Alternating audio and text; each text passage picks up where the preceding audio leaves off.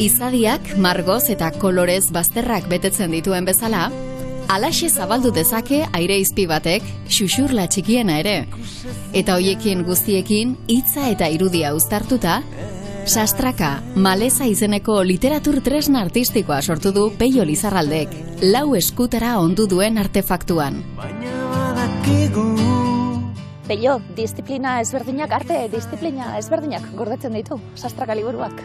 Bai, dena nire testu batetik hasi zen, baina ondotik etorri ziren Osinio Zagorretaren margolanak, gero Imanol Ubedaren kantak, eta azkenik Imanol Raioren argazkiak, beraz 4, bai.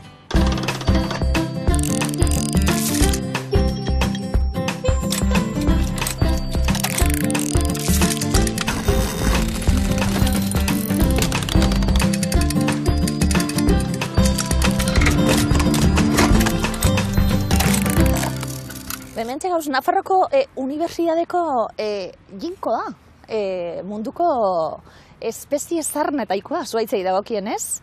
Apurtxo bat ondo da torkio be bai, ezta? Sastrakaren filosofia horri pasatakoa, oraina, etorriko dana be bai. Bai, hor kontua da, kontatzen dena bidai baten bidez kontatzen dela, eta nik uste dut oso egokia dela bidaiaren aitzakia hori kontatzeko, bidaiak eramaten zaitu berehala, ibiliak eramaten zaitu orainera.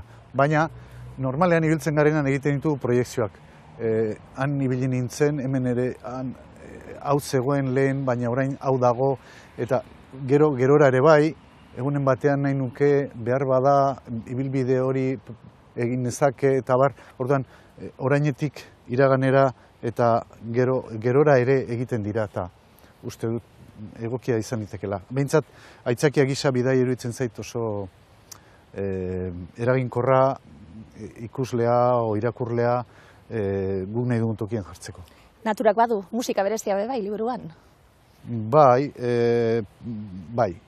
oso garrantzitsua da. Azken batean, natura protagonista handia da, eta gizakia itxura batean ez, baina natura edo gure inguru utzi dagoenean berehala antzematen da han norbait ibili dela eta aspaldian ere leku hori jendez betea egon dela eta jendeak bere arrastoa utzi duela horretan.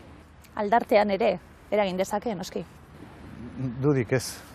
Bueno, nahiko menuke ez dakit azkenean zer eragiten duen, baina bai, aldartean ere bai, izan ere iraganak aldarte jakin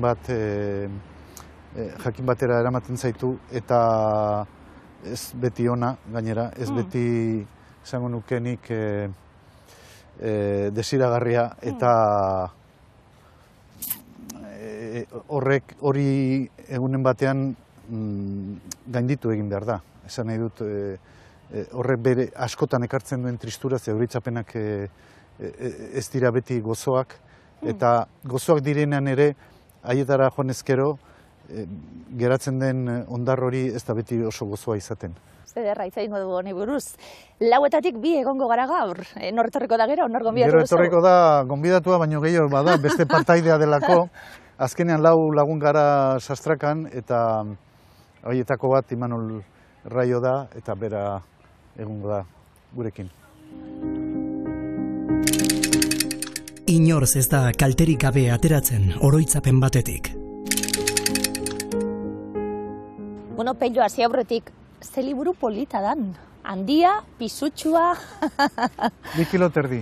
2 kilo terdi? 2 kilo terdi, bai. Horriak, ederrak, edizio oso zaindua, eta opari txiki bat, ezta?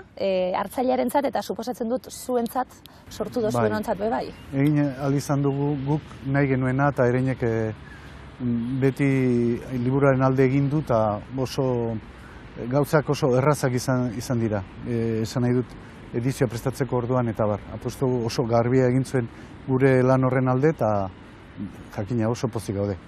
Atentzio ematen du hori bai. Gero barrenekoak bakizu. Irakurri egin behar dira, ikusi egin behar dira, entzun egin behar dira. Bueno, barrenean zer dagoen galdetu aurretik esaten gabiltzen artefaktuei buruz berba egiten dugu programa honetan. Eta dabala artefaktu esaten gabiltzena begietatik sartzen dana be bai, da liburu zaleok gara nontzat? ederrak dira, ezta? Bai, baina hala ere nik uste dut sosegua eskatzen duela, behar bezala antzemateko hor dagoena nik uste dut behar dela hartu, beste ozein liburu hartzen den bezalatxe, patxadaz, oso mantxo. Ez du balio dentista baten kontsultan usteko eta han begiratzeko. 12 testu, oinarrian, zeuriek? Bai.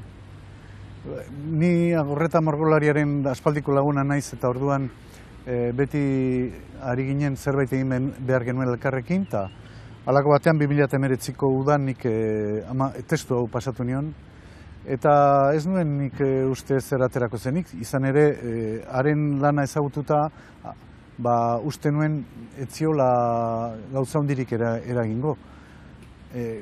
Argorretaren lanen gaiak edo motiboak beti barrenean zeuden, ez kanpoan, eta horrek behartzen zuen kanpora ateratzera. Ark beti hartzen ditu, hartzen zituen etxe eraitxiak, fabrika eraitxiak, eta barrenean geratzen ziren hondakinak eta horrelakoak.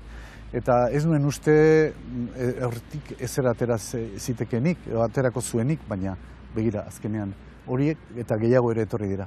Testuak jasota, berak esaten dizulako baietz, handik zerbait aterako dela. Urrengo egunean esan zidan, urte terdirako lana badut, nik 26 kuadro egin nahi ditut. Wow. Eta alaxe egin zuen, eta hasi zen, eta zu batean aritu zen, urte terdiz aritu zen, eta gero besteak etorri ziren, baina oinarria hoxe izan zen, eta orduan nik esan nion, ateratzekotan ez dugu katalogoat aterako izan, katalogoak beti etxera eraman eta gero baztertu egiten dituzu, baina liburu bat egin beharko genuke naiz eta apala izan, autoedizio bat edo, liburu gisa atera beharko genuke, hori esan nion. Eta behin oinarri hori izan da, Pello apurtxu beste dope bai ezten zarete, laguntasuna dagoela honen guztiaren oinarrian esan duzuelako, azten zarete, benga zabaltzen.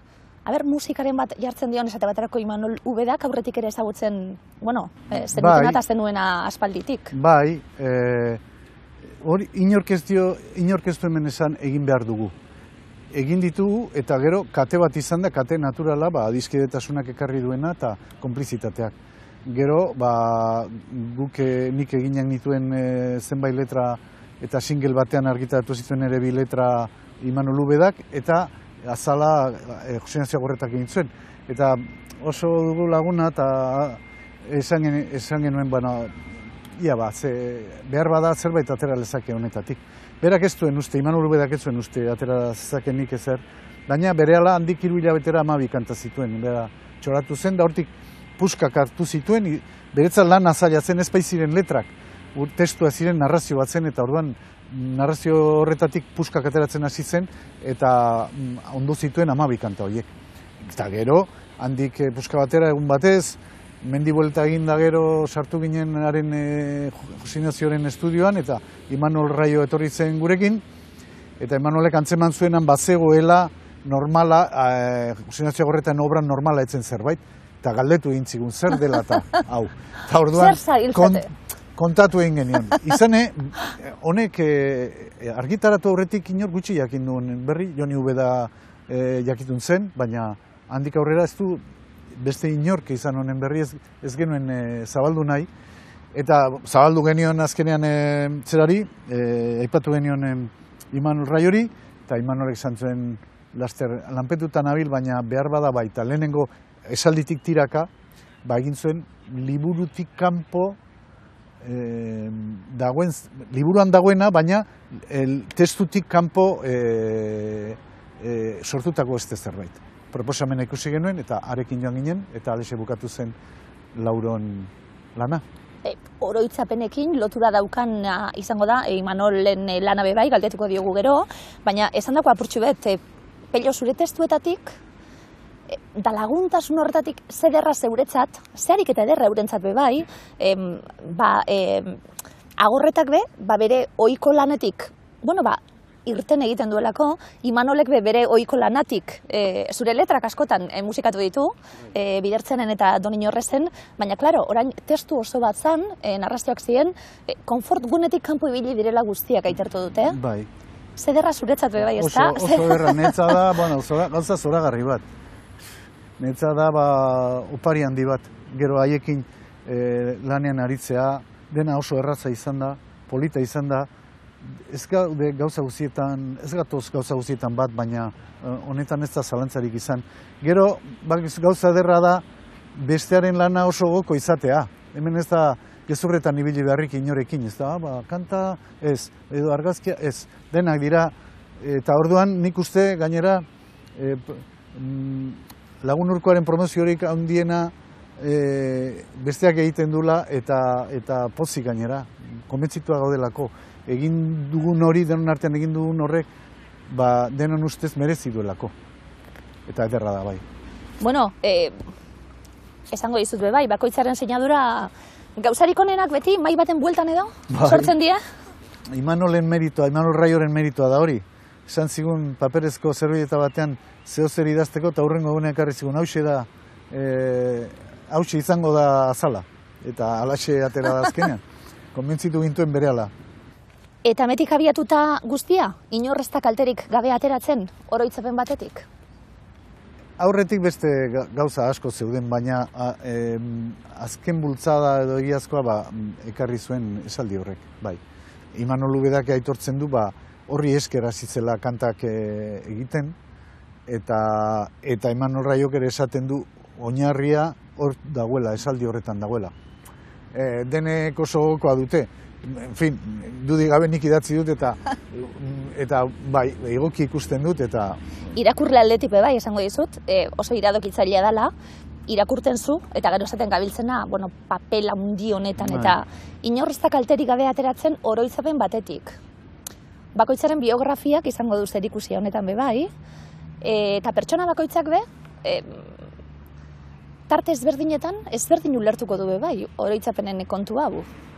Esan dizut aizten ere hor bidai bat dago, eta nik uste dut denok egiten dugun bidaia dela.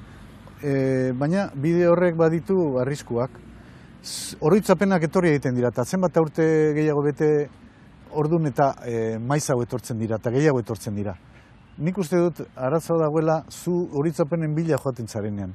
Oroitzapenak azkenan jan egiten zaitu, batetik zuk ez duzulako inoiz ikusiko espero zenuena, eta bestetik orainetik aparte zaudelako, eta orainetik aparte bizizarenean ez dut uste oso bizi modu interesgarria izan duzunik, ez zaitu iruditzen. Orduan, bai, gero bakoitza bere bidea egiten du. Eta batzuek gainditzen dute hori, oroitzapenetan murgiltze pozoitsu hori, baina beste batzuk ez, hor geratzen dira, trabatuta hor geratzen dira, bai, ez aurreat ezatzera. Bueno, ekarri dudan liburua da Bidean ikasia. Arantxa Urreta Bizkaiarena, honek idatzi zuen liburu hau 2016-ean. Eta gu 3 urte lehenago izan genuen hemen gure Zortzikoaren inguruan, Alsasuko Kintoen inguruan, Santageda inguruan egiten den jaiari buruz, eta orduan urte hartan 2011-ean izan zen urtean noiz neska eta mutilak dantzatu egin zuten Zortzikoa. Eta, betiranik izan da nentzako edo gurentzako, la feministentzako izan da oso garrantzitsua ze paperea dugun emakumeak jai barruan. Eta orduan oso interesgarria ikusten genuen Arantxa Urreta Bizkaiarena. Zeren oso bide luzea egin duten bere papera lortzeko, eta berak esaten duen bezala, askotan mendia tontorrera igotzeko bide luzea izaten da. Baina askotan baliogarria da atzera egin duzuna ikustea, ezta? Eta, gustatzen zait esaldi hori. Haiek ez dute guaindik lortu bere papera erdian jartzea, baina, espero dugu lehen izatea. Urtero ikusten da, herri batean edo bestean lortu dutela neskek, ez dakit lehenengo ez dakit Zortzikoa, edo ez dakit ze dantza, edo zubiaren gainean dantza egitea, edo urtero ateratzen da herri batean lortu den. Berak lagundu du ere bide horik zabaltzen. Iragana, Pello bai, testu ingurua jartzeko esaten gabiltze orainari, neurrian eta esaten gabiltzen orainean gauz eta iraganera ezin gara bueltatu bez. Iraganaren pisua, zure obran, bestak beste, argiantza sarituan be, erakusten zaigulako, ez da? Galtzear dagoen, bizimodu bat, egoera bat, novelan bertan esaten da, gizakiak egindako guztia oroituko balu, hilko litzateke, ez da? Bai. Ze pisu dauka, iragan horrek zure obran? Ez dut inoiz pentsatu, baina benetan, kasu honetan, argiantza aipatu honetan, iraganak balio du oraina ulertzeko. Oraina ulertzeko da. Nolatan iritsi gara gauden honetara. 82an jartzen ditu nik personaiak eta 6 eguneko bidai horretan. Eta nik uste dut galtzear dagoen gizarte bat islatzen dela eta galduta dabilen gizon batek kontatzen duela. Orduan, galduta dabil ulertu ezin duelako. Nik saio hori egin dut ulertu nahian nolatan iritsi garen honetara. Izan ere, egiten diren saio guztiak izan behar duten neurri batean autobiografikoak. Nik beti esaten dut, Flauberten ura, ez da, Madame Bovary zemoa, ez? Nik dena izan dadila autobiografikoa. Nik neri benetan inporta zaizkidan gauzak eman ditu liburu guztietan. Baina nik idazten dudanen beti idazten du zalantzetatik. Eta uste dut ez ditudala denak argitzen, baina lagundu egiten dit beste batzuen tokian jartzen eta beste batzuena ulertzen eta argi pixka bat egiten. Baina aldi berean nik zalantza horiek utzi nahi nituzke irakurlearengan. Hemen ere bai, sastrakan ere bai. Zalantzarik ez badago, testua itxia baldin bada, han ez dago libururik. Sastrak honetan esaten gabiltze 12 testu eta bide bat egingo da. Lehen aipatzen genuen apurtxu bet bai, iritik ateratze hori eta aldiri horietara edo behintzet mugak lausotzen diren leku baten ibiliko gara, oso metafora handia dana. Bisualak, testuak, noski kuadroek ere laguntzen dute horretan, geroko argazkiek bai, esan dugu musika dutenak, zederra, hasierako ideia ez dakitxo hori zen, baina emaitza zein izan den? Bai, zoragarria, emaitza zoragarria. Nik uste dut oso goko ditula denok aldirietako mundu hori.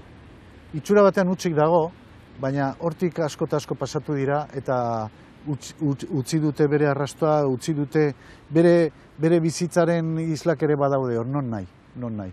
Berdin zaborretan nola utzi dagoen soro batean, edo beste askotan da. Oso erakargarri egiten zaizkin niri beti, hori da udan bete eta leporaino bete eta dauden tokiak neguan ikustea niri oso iruditzen zait iraudikitzailea eta berdin poligono bat edo normalean itxura, nola esango nizuke, bizitza oso bazterrekoa duten toki horiek oso erakarria egiten zaizkit, baina uste dut gainerako hiruei ere Imanolei, Ubedari, Raiori eta Gorretari ala zaiela eta horretan bat etorri gara eta iruditzen zait testua berehala harrapatu dutela, askotan hitz egin dugu horretaz eta aipatu ditugu testu zatiak eta azkenean konturatzen zara joera dugula leku horietara jateko. Atentzio ematen duena bai, Pello, lau artista, margolari bat, zinemagile bat, musikari bat, idazle bat, belaunaldi ezberdinetakoek, edertasun horretatik, belaunaldien arteko elkarrizketa bat bai, benetako laguntasuna dagoelako tartien. Eta gero nik uste dut dagoela, munduari begiratzeko modu bat, hor badago konplizitate bat, eta esango nuke, denok gogoko ditugula, ez dakit lortzen dugun, baina denok gogoko ditugula irauten duten gauzak. Irauten dutena. Asmo horrekin idazten duzu, ontzen dituzu kantuak, argazkiak, eta baina gainera, aipatzen ditugunean gogoko ditugunak ere, gure ustez iraungo duten horiek dira, iraun dutenak eta iraungo duten horiek dira. Hemen ez da, guk ez genuen hau egiteko behar, nola esan nizuke, bakoitza bere eremutik bere bidea egina dauka, luzea, laburra, baina egina dauka. Orduan, hau izatekotan izan da dila, gureari zerbait gehitzen dion lan bat, baina egin dezagun iraungo duen gauza bat. Nik ez dakit gutxi gora bat deno dakigu zer dagoen orain modan edo zer den gehien irakurtzen dena, zein diren film ezagunenak eta horreta. Baina berdin dio, egin dezagun iraungo duen zerbait eta gurea den zerbait. Bakizu, gogoa hori da, gero bakizu. Tarteka, gauzarik ederrenak pello bai pentsatu gabekoak dira. Kasu honek erakusten du garbi hala dela, bai. Batzuetan bakizu asmo handia hartzen duzunean eta hasten zarenean zerbait egin behar dugu, bidea erdian geratzen zara, nekatu egiten zara, edo oztoporen bat ateratzen bada, adore gabetu egiten zara eta esaten duzu hau behar bada eta orduan bat erretiratzen da eta gero besteari ere zalantzak sortzen zaizkio eta giro horretan askotan zapuztu egiten dira asmo handi horiek. Eta honetan begira nola etorri den, kate bat izan da, kate zoragarria eta hauxe atera da. Zoragarria esaten du lan egiteko, ez da denok ikaragarrik osatu du honekin, ziur nago, hau esaten duenean. Eta zeuek erabaki eta hori ederra dabe bai. Ze inork ez digu ezer eskatu, eta gero inork ez dio inori esan zer egin behar duen, hori ere bai, inork ez dio esan, zuk inberko zenuke kuadro bat, edo zuk kanta hontan, hori ez da, horrelakorik ez da izan. Eta orduan hori oso ederra da, oso erraza da hola lan egitea. Alferrenan izan naiz, nik testua idatzi eta hortxe geratu naiz ez, gainerakoek lan handiagoak egin dituzte eta ni hortxe geratu naiz. Liburu bitxi asko irakurri ditut, baina segura asko bitxiena Max Auben Juego de Cartas izango litzateke. Max Aub, bakizu da, idazle Espainiar Republikarra ihes egindakoa Mexikora exilioan, eta exilioan idatzi zuen liburu hau niri institutuan kontatu zidaten liburu honi buruz, eta geratu nintzen marabillatuta, baina duela oso urte gutxira arte ezin izan dut lortu, eta da liburu bat naipez eta eskutitzez osatuta, nola baita esateko.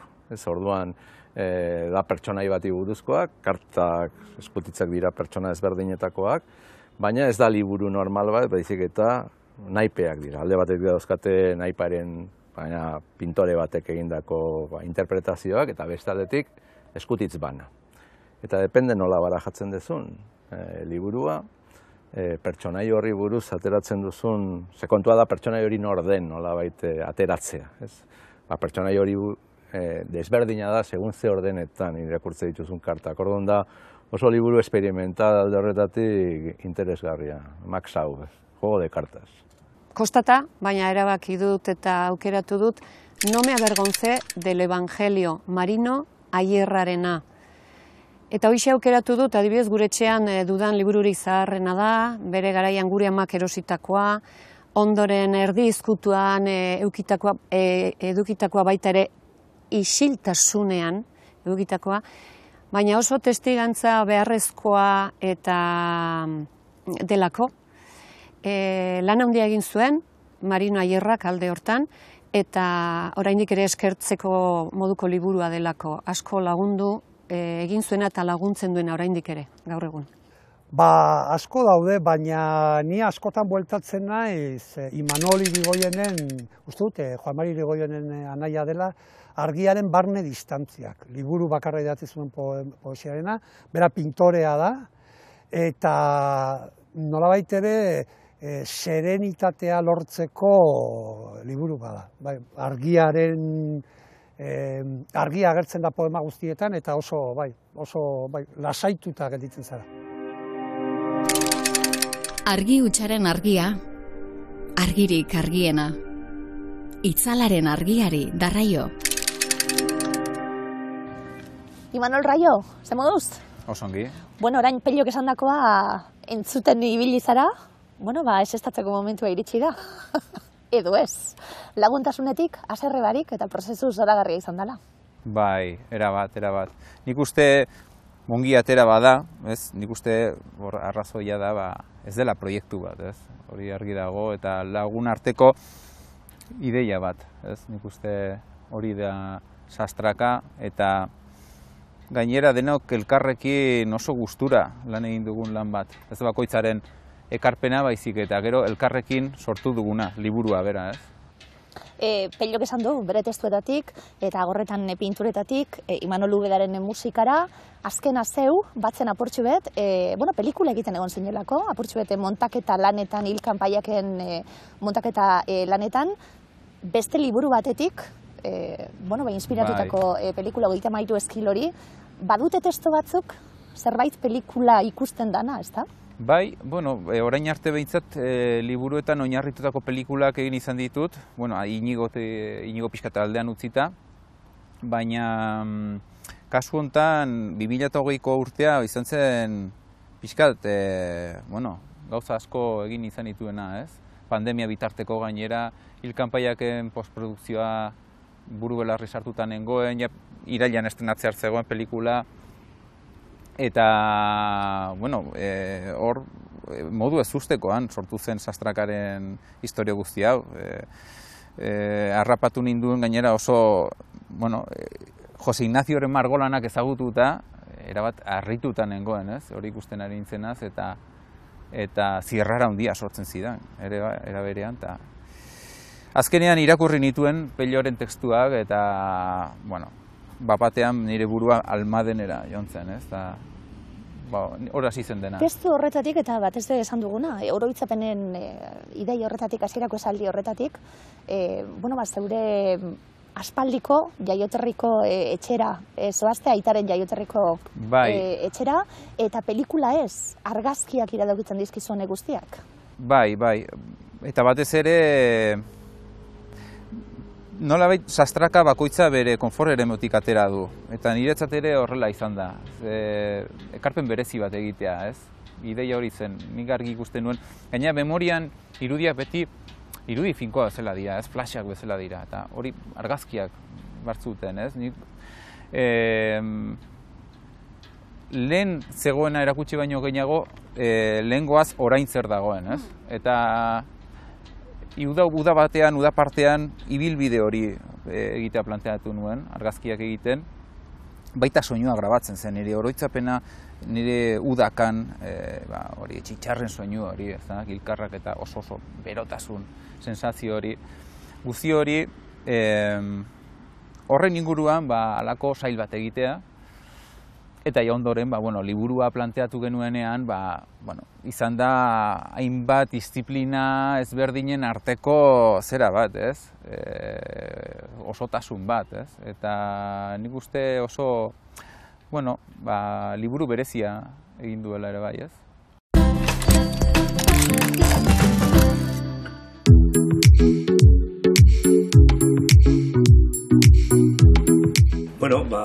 Batez ere, ensaioa irakurtza gustoko dut, ez? Dokumentalak egiten ditut, eta dokumentalak prestatzerakoan gustoko dut gaiari buruz irakurtza. Badakit Googleen informazio hori berri horiek topatzen dituala, baino liburuetan topatzen dudana, eskuan eukitzea eta lan, gustoko dut, ez?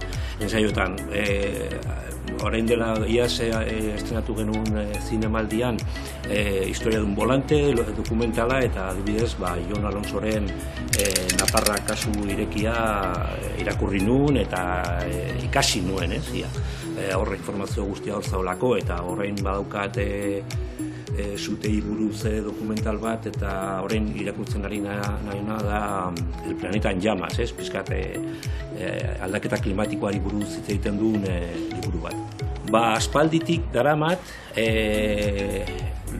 liburu ez dakit esan behar den, proiektu bat delako, baino daramat urte asko eta fase ezberdinetik pasatu den proiektu bat La Sima, da Euskal Herriko, Nafarroako herri txiki batean gertatutakoa, gerra garaian, familia oso bat, emakumea eta ama, eta bere 6 semeak desagertzen dira, gerra garaian. Eta La Sima kontatzen du justo hori, ez? Zer gertatu zen, eta ze momentuan gertatu zen, eta, bueno, aspalditik daukat hor buruan egiteko, ez dakit fikzio bat egin, fikzio dokumentalak, ez dakit, baina nik uste dut azkenean bukatuko dute, egingo da, seguro. Nik edo beste batek egiteko.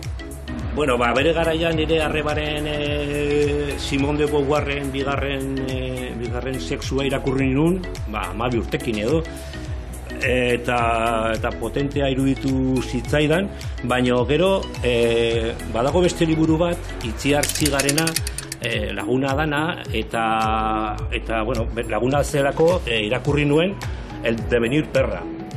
Eta oso harrigarria irakurri nuen, eta ez nuen ezer ulertu. Queer teoria guztiak eta berriz irakurri behar izan nun, eta, bueno, harrigarria horregatik, ez? Queer teoria guzti horiek, zer diren, nondik etortzen diren, eta nik uste dut oso liburu potentea dela. Eta irakurri dudan azkena, Caliban y la bruja, Federicirena, ez? Oso, bueno, Euskal Herrian izan ziren sorginen historia nundik eta zergatik erail zituzten eta oso interesgarria da, oso potentea ere bai, buelta oso ematen dio dakigun historiari ez. Imanol, zure argazkiek ere, lehen egin dugu apurtxuet gogoeta, pello oroitzapenak bai, baina atzera joataren arriskuaz, batzutan atzera ezin da joan, bueno, beti, ezin da atzera joan. Ezin da atzera joan. Zure argazkiek argi erakusten dute hori, bai, Bai, oraintxe esan dudana, beti orainean egon behar da. Ez dago atzera itzultzerik, ez? Zinemak asko tiratzen du horretaz, ez? Flashbackak eta nik uste hori, bueno, azkenean orainak erakusten digu ezer baino hobe zer zegoen, ez? Atzean, itzal horiekin, ez da? Jose Ignazioren Margonalak horren erantzungile dira, ez? Beti jendearen itzala hor dagolako, ez? Eta nire ibilbidea ere hori, azken finean hori da. Ze Almaden bere garaian leku oparo bat izan zen, ez? Modernitatearen ikur bezala, ez? Industria aldetik eta gaur egun itzalean dago, ez da? Ibilbide hori ere, trenbidearekin ere, hori egiten dut, ez? Azken finean, garai batean, trenbidearen irudia, etorkizunaren simboloa zen, ez? Baina gaur egun, kasu hortan, iraganarena da, eta nik uste hori erakustea, bidezkoa dela ikusteko Pelloren testuen esan nahia, ez? Azken finean. Bueno, gainberak, ez da? Gainberak, azken batean, nik uste dut dena direla, egin dituen guztia dira, paradisuaren kontrako lanak. Paradisurik ez dagoela bagenekien, baina beti tentaldia izaten dugu eraikitzeko batez ere gauzak okertzen direnean, atzera joaz, paradisuak eraikitzeko bizi hori dago. Eta iruditzen zait Imanolenak oso garbi adierazten duela ze paradisu geratu den asmo handi haietatik, ez da, zer geratu den azkenean. Aizu Garazi, badakizu Booktuberbum lehiaketako 6. edizioa iritsi dela? Booktuberbum, zertan hori? Eusko Jaurlaritzak eta Galtzagorri elkarteak antolatzen duten Booktube lehiaketa da. Hau da, liburu bat irakurri ostean youtuberron baten gixara, sare sozial horretara bideo igotzekoa. Bai, eta Instagram eta TikToken eren zerbait egin zitekeen, ez da? Bai, BookTok eta Bookstagram lehiaketak ere martxan daude. Bueno, eta parte hartzeko edo ze epe daude, edo ze pauso jarraitu behar dira? Azaroaren 25 baino lehen eman behar da izena Booktuberbumeko blogeko jarraibideei kaso egin da. Ados, eta saririk bal dago, Amalia? Bai, pila bat.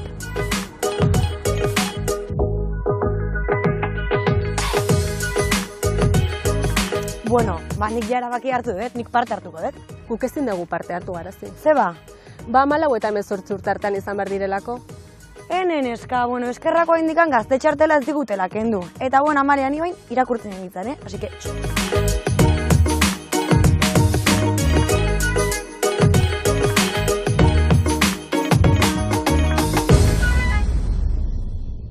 Berbekin asko, jolas egiten duzu, Pello, zure liburuetan bebai. Sastraka, ez dizuet galdetu, izena liburuari, buelta asko eman da, sastraka, maleza, badakigu, horrela izango zela? Bai, nik beti idaztzi aurriti behar dut.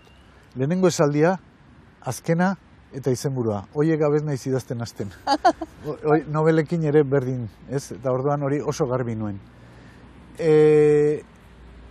Hitza ederra da, hitzak dakarrena iruditzen zait oso irekia dela eta iradukitzailea dela. Iruditzen zait, baina ez da polita izatea. Azkenean sastrakak lagundu behar dizu, sastraka hitzak esan nahi dut, lagundu behar dizu liburuaren muinera joaten. Narrazio bilduma honetako pertsonaiak eta istorioak hasiera batean elkarrekin loturarik ez badute ere, iluntasun puntu batek lotzen ditu. Itzala eta argia ez doaz bide beretik denontzat. Lehendakari gai izendatu nahi duten gizonezko protagonista batzokiz batzoki dabil hitzaldiak ematen, baina iragan ilunak itzala egiten dio. Egileak ohikoa duen umorez zipristindutako eleberria. Egileak amestutako utopia honetako fikziozko idazlea den Simon Palsuk 2026an Azkaialan alegiazko herrian kokatutako gertaera garatu du trilogia baten lehenengo ale honetan. Errealismo magikoaren ukitua duen eleberria.